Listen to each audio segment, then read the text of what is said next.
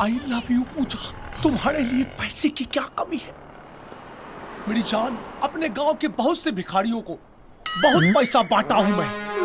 हमारे गांव का एक भिखारी है निरहू, कल सवेरे उसके पास गया, उसको 2 चमाटा मारा और 2500 रुपया लेकर आ गया।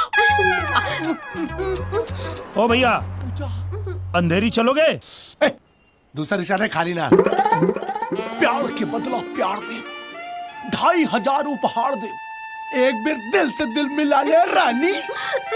अरे तोहरा खातिर गांव वाली मेहरारू के गोली मार दे। अच्छा, अल्लाह कवा के का करबो? ऐसा न करके जुर्म बा। हाँ, अब तो छटन किया बताई। गलत बात, जुर्म बा, डिलीट कर दे। क्या कहले?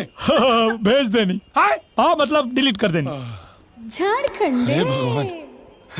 वैसे बेटा निरहू तू बहुत बढ़िया लड़का बाड़ा। एक नंबर।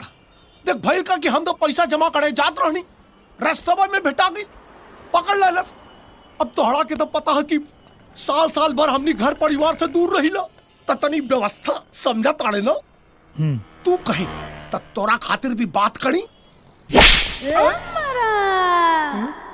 चढ़ी टड़वान बनो।